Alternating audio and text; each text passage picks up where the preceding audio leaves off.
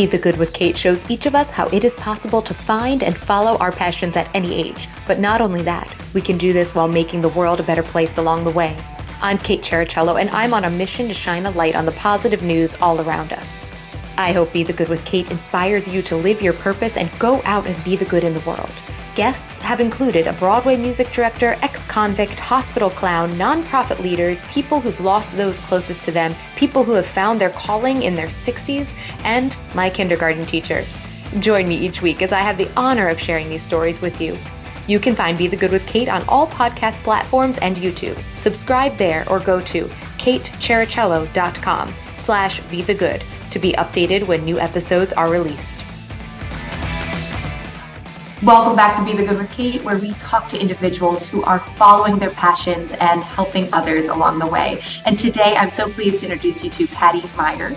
She is CEO and founder of BizMagic. So here's a little bit about Patti before I pass it over to her. So BizMagic is a virtual business management solution where she and her team support female and gender-expansive entrepreneurs doing good in the world who feel overwhelmed by the back-end tech of their business and need help making it all hum. BizMagic creates, implements, and teaches the tweaks that help its clients make a bigger impact with less stress. And I know we all need a little less stress in our lives for sure. So Patti, thanks so much for being here today. Yeah, thank you for having me. I'm excited. Thanks. So I gave a little bit of background, but please tell everybody who you are and what you do in your own words. Yeah, so I'm a bit of a business and tech nerd, and my passion is really helping people in their businesses, mostly women and gender expansive entrepreneurs.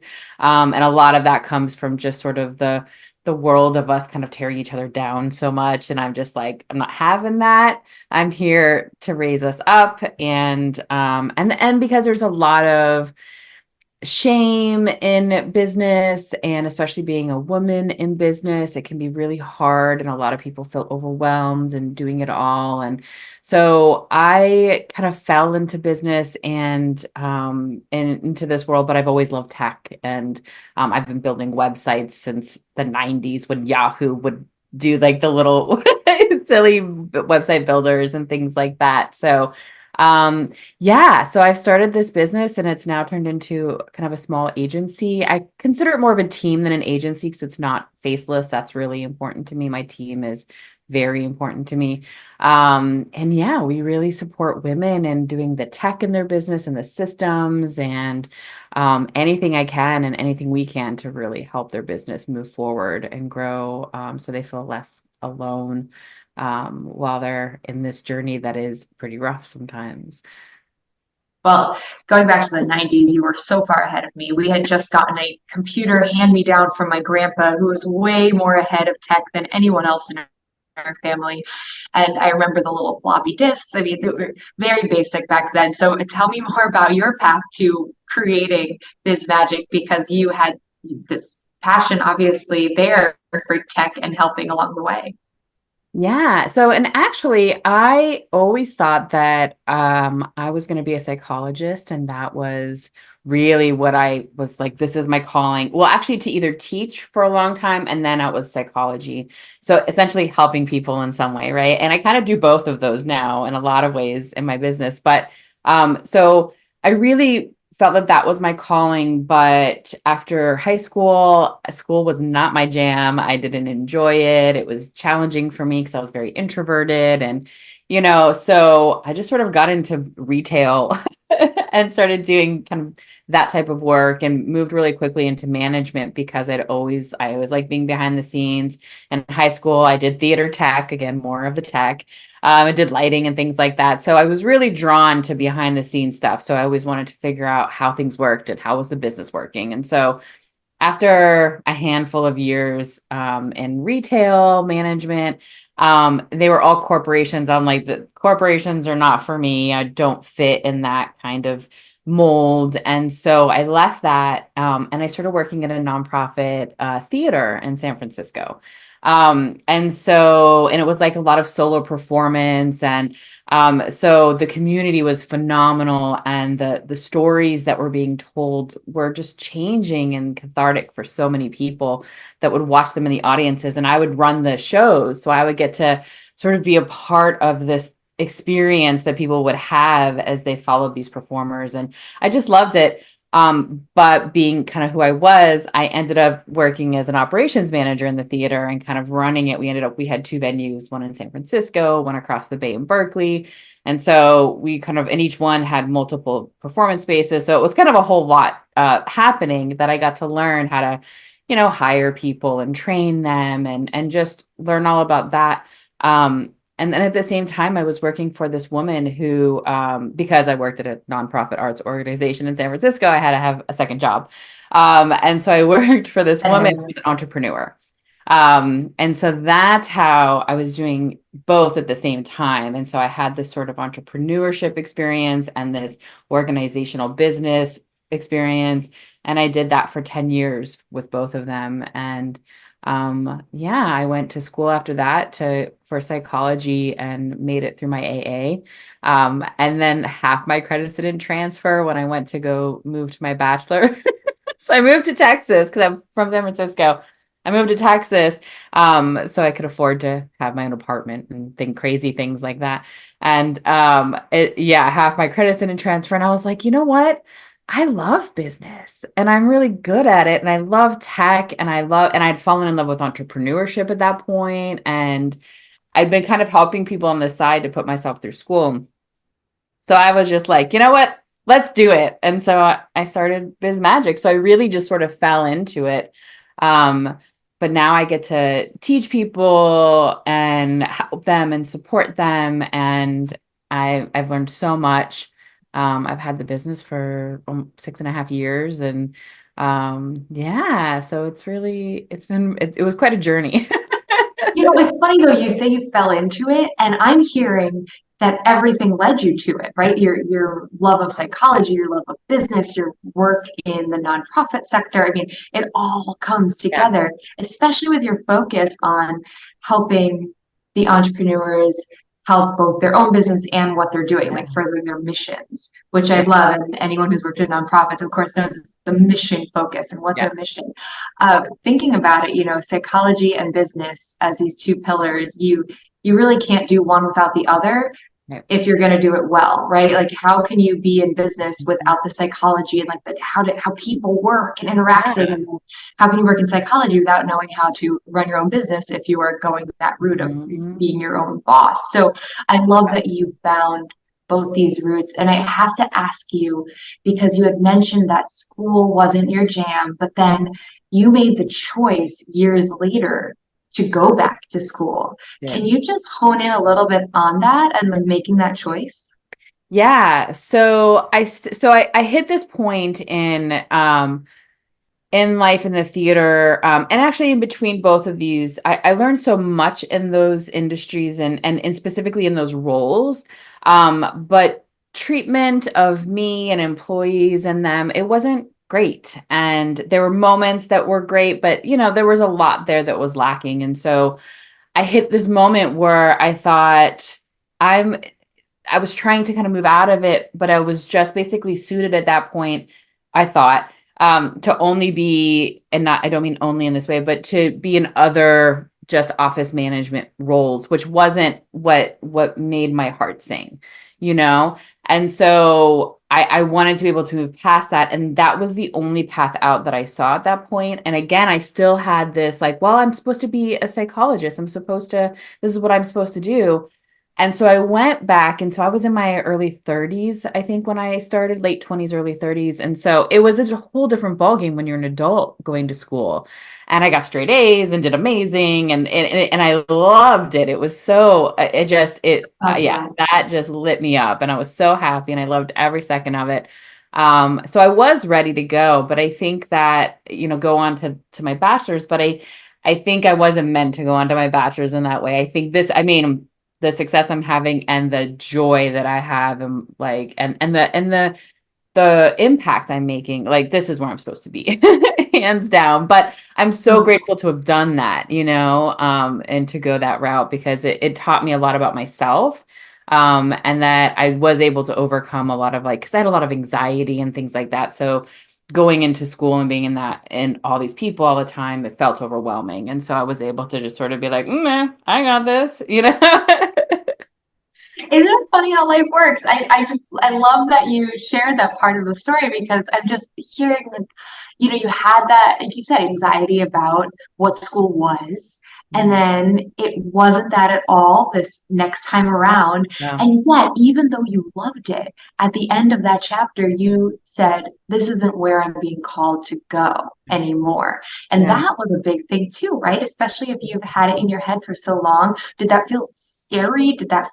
What did it feel like to accept that? Yeah, that's a great question. It didn't feel very scary because in that moment when I had that sort of clarity that I wanted to go down this path of business, that I think going down the path of starting my own business felt a little scary because I hadn't done that before, and I was just like, oh, all right, let's see what happens. But I wasn't afraid to step away from that because it just I think it was that moment of sometimes things are telling you something and you're like, but no, this is it though, right? And you just sort of have to be like, oh, all right, no, that's not it. And so it was really this moment of just that clarity and that letting go and saying, this is my path and I'm really into this. And I was able to see how I could help people in a different way. Um, that fed my organizational skills and my tech nerd skills. And I wouldn't have been able to do any of that in psychology in the way that I was imagining. So it really opened up a whole new world for me. And so the scary part was just in starting a business and going down that road of not knowing what I was doing really in that in that way and not knowing if it would work or, you know. And you did it. It I did worked. it. It worked. Yeah, I have a team of 15 of us now and it's yeah, it worked. It's very So then exciting. what is the most surprising aspect to you where you are right now?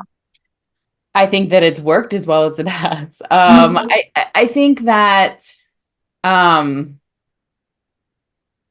that it fills me so much.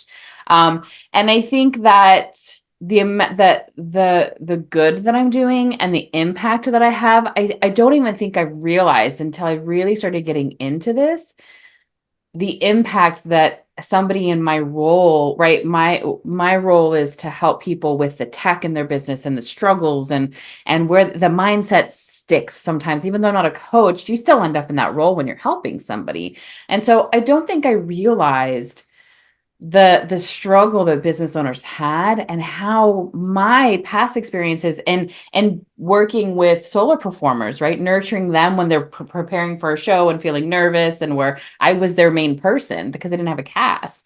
And so being in that role and then being able to kind of parlay that into being the support role for people in their businesses, I didn't realize the impact that that would have. And there are some people that I talk to them and they're crying because they're just so frustrated, and they get to walk out of meetings with me and I get to walk out of meetings with them being like, oh, I feel so much better. And I feel, because they know that some of this stuff that they're feeling overwhelmed by is taken care of. And like I said, because there's so much shame and it's so hard in business, right? There's this idea in business that if you don't know how to run a business, then you shouldn't be doing it. But if you're a therapist or you're a coach or you're a medical practitioner or whatever you are, why should you know how to build a website? Why should you know how to write an email series? And I think so there a lot of people hold themselves back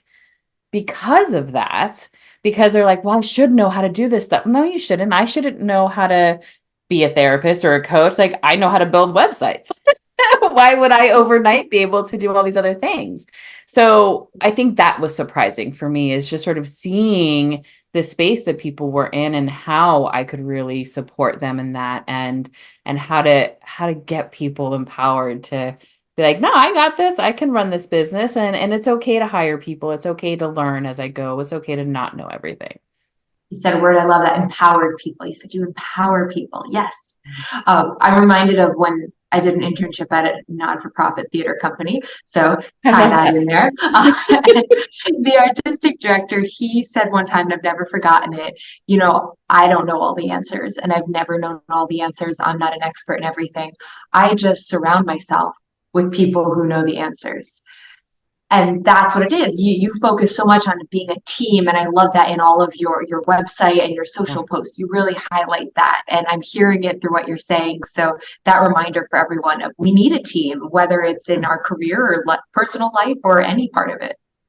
Yeah, absolutely. I mean, we can't do anything alone. I mean, we're so if we want to go way deep, right? We're pack animals, right? Yes. I mean, we're meant to be together. We're meant to be supporting each other. And yeah, it's such a critical part of it is to be supported by other people and to do that. And I think that was something that has helped me in my success is, I'm not afraid of eating the humble pie. And when I would get on a call with somebody and they would ask me if I knew something, I'm like, I don't know, but I can figure it out.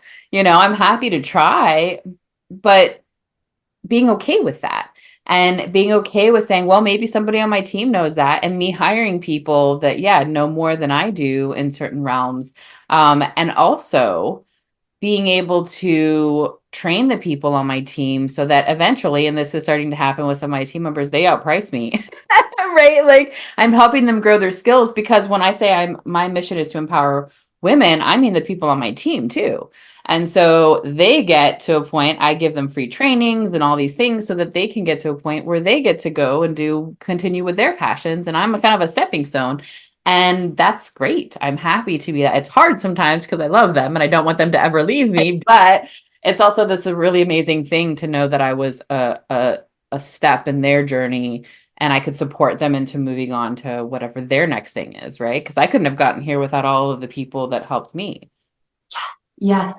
Okay, so next I usually ask about advice Mhm. specific to being the good in the world, but I already am hearing so many elements of that just from what you're saying. And I'd love to adjust that question a bit for you because of a post I saw on Instagram that you had.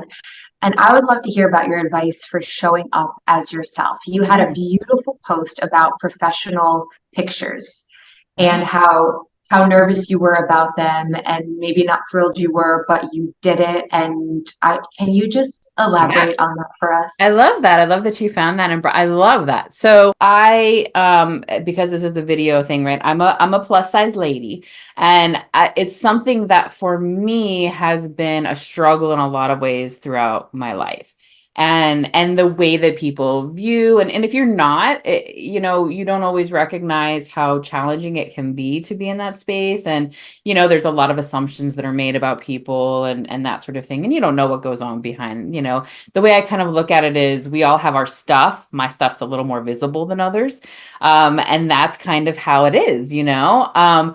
But coming in the professional world, there's a lot of conversation around like people get promoted. They don't get promoted as much if they're plus size or same as women, or there's a lot of that stuff that exists in there and they're looked at more as lazy. So maybe they don't have what it takes to support you in your business or do these things. And so there's some of this stuff that you have to kind of get past. And so also, I've dealt with a lot of anxiety and things like that. So I had gained weight throughout the years and things like that. And people hadn't seen me, they see me here.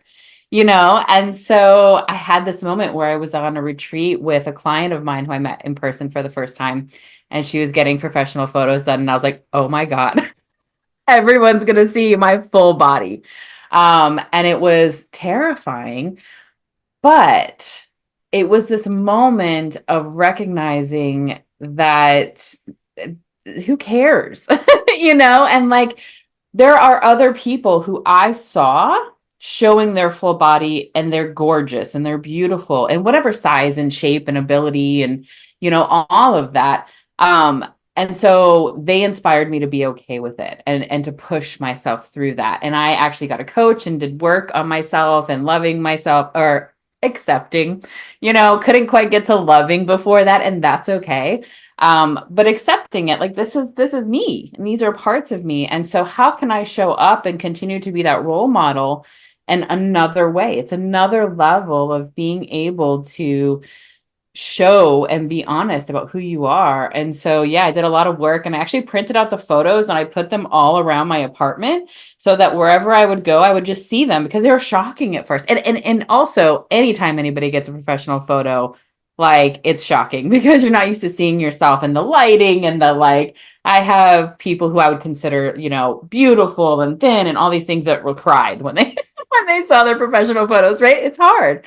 And so, but what I did was, yeah, I put them all over the place so that I could just see myself all the time and just normalize, like, all right, and it got to a point where I finally was like, all right, I'm ready. Let's share it. And then after I shared it a couple times, then I wanted to talk about it because I wanted to, again, empower people to say, just put yourself out there and do what you need to do to get there. It's okay. It took me time before I was able to comfortably do it.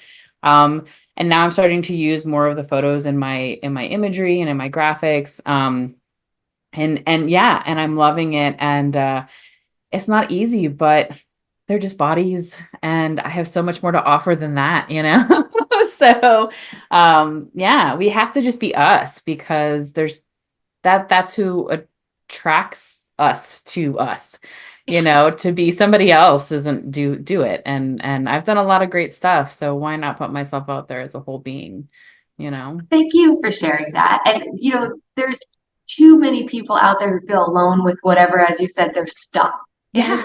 Yeah. And, there's so many people with various things that are their stuff. And We all thank have you it. for that. Yeah, yeah.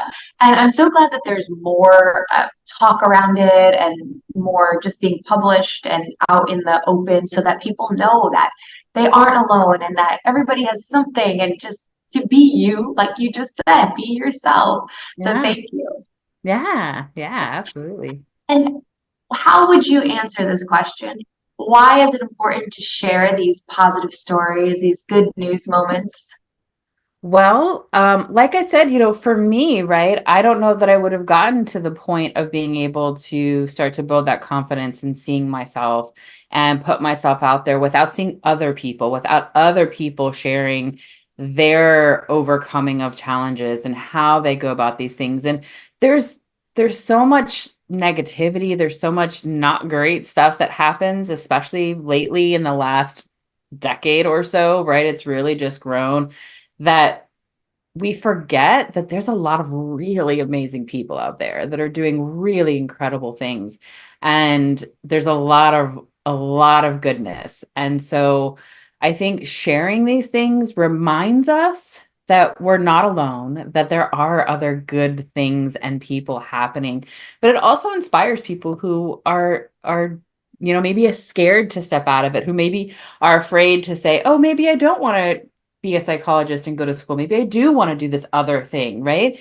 Like you can't get there without sometimes being inspired. So I think that's why it's important to share is it holds space and is a step for other people to get where they are ready to go. Oh, Patty, and you have so many amazing resources for people on your socials and on your website. So where can people find you and follow you online? And this will be in the show notes as well. Yeah, absolutely. So my website is bizmagic.co. So bizmagic.co. And then on Instagram is where, yeah, I'm sharing all sorts of free stuff because please take it and learn and move on. And it's at BizMagic Co. Great. Patty, thank you. And thank you for what you're doing to empower women and just to share your knowledge with everyone else as well. Yeah, thank you. And thank you for what you're doing. It's amazing. In taking classes over the years or observing workout videos, one major piece that is often missing: stressing safety and form. Additionally, group fitness classes are often marketed as being open to all levels, yet how often do instructors not give modifications nor progressions so that each participant truly can get what he or she needs out of the class?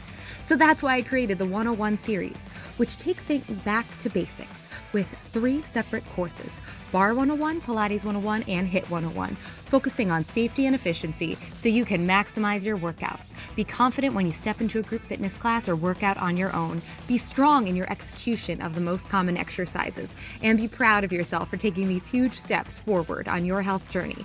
Check it out at bebykate.com. The link is in the show notes. Thanks so much for listening to Be the Good with Kate Chericello. Whether you're listening on YouTube or via podcast, it would mean the world if you liked, subscribed, and or left a review. You heard about the good? Now go out and be the good in your life this week. If you have stories of good news that need to be shared, please send me a message. Thanks again, and have a great week.